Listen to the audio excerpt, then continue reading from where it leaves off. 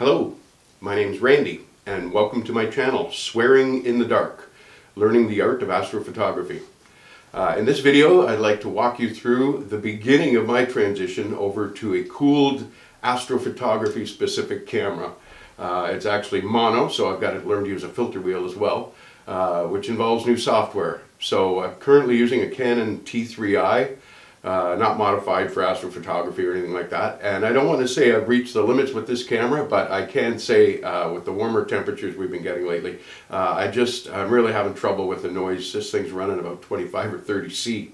You know, at 1, 2 in the morning, it's just not cooling down. The camera's not made for that. So I'm moving over to a cooled camera and hopefully get rid of all that thermal noise. So please, check this out.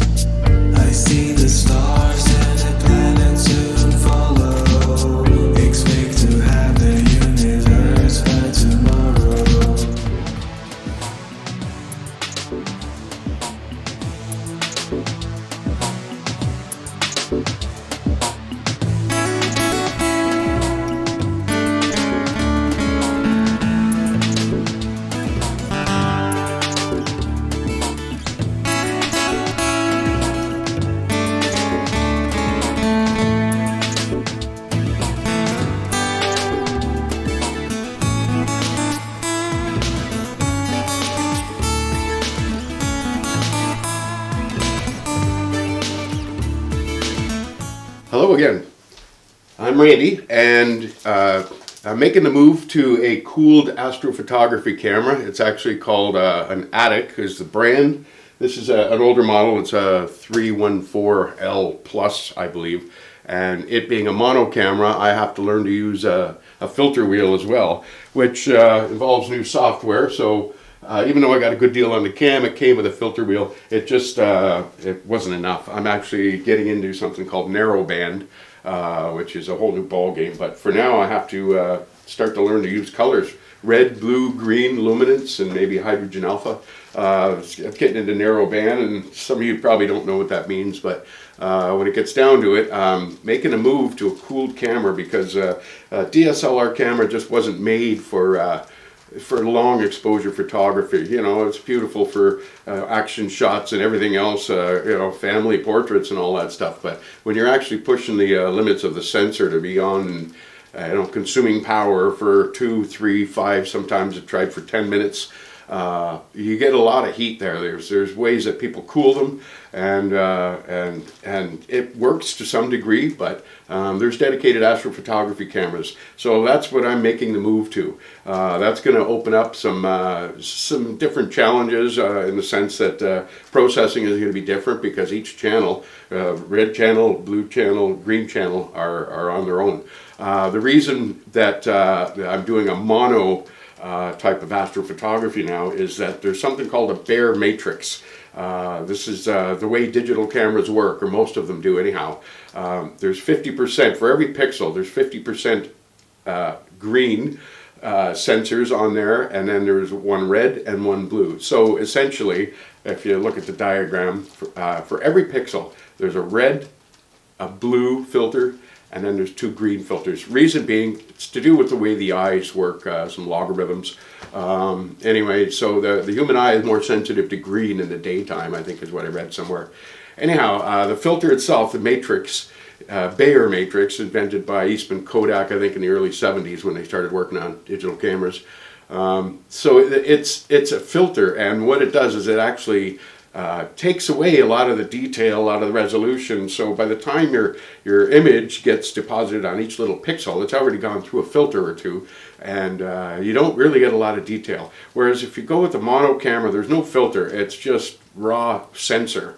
And with the different filters, you combine the colors at the end, and makes for a lot more detail. And it's just my opinion for the most part, but the one thing is it's very, very sensitive. So what might have taken me 2 or 3 minutes exposure before, theoretically I could capture in 1 minute. So even though there's more filters and there's more work and whatnot, the exposures and the sensitivity is quite a bit more. And being a cooled camera, there's a big advantage there. I can keep the sensor, I think it's 27 degrees Celsius below ambient temperature. So hopefully I'll be getting out there doing -10, -15 when it's, you know, a hot, muggy night. This camera can do that. So there's also a filter wheel.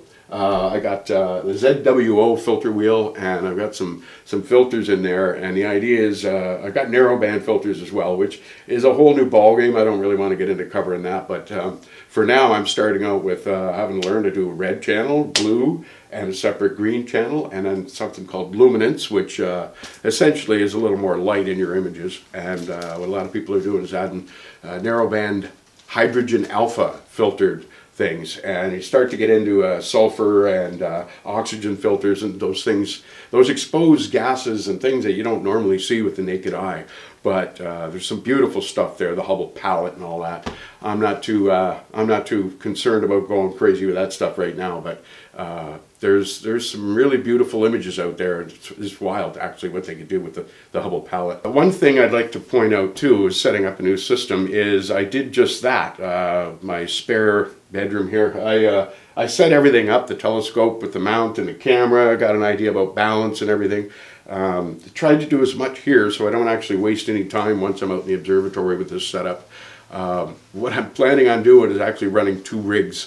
I'm going to keep my camera on the telescope and the pier that's out in the observatory now, but I think I've got enough room, I'm hoping, to run both of these rigs. This one side by side right in the one corner, separate laptop and everything for now. But what I want to be able to, when it's a nice night, I don't want to waste it fidgeting around. There's going to be issues with this, I know it, the cooling, or you know, the way the whole camera works. I've done as much as I could, as I said, in the house, but so anyway, I plan to have the regular mount and telescope and camera, good old DSLR, just running all the time, doing my natural, you know, trying to get whatever, just getting pics while I'm playing around and learning this thing. And as I said, there should be enough room in the observatory, I'm hoping. As long as they're not both sort of pointing at each other, I think both of these guys can run quite safely in the observatory. So that's it. I got APT working. It's an astrophotography tool. Had to learn that, the filter wheel, and I've actually set some plans. So tried the software that came with the Attic camera, and it's a little old. I haven't updated much of it, so had to learn APT, and so far it's been pretty good, even with the DSLR camera. So that's it. That's the beginning of my transition over to a mono-cooled astrophotography camera and filter wheel. So thanks for watching. Please like and subscribe to my channel, and visit thebluemarbleobservatory.com. Clear skies.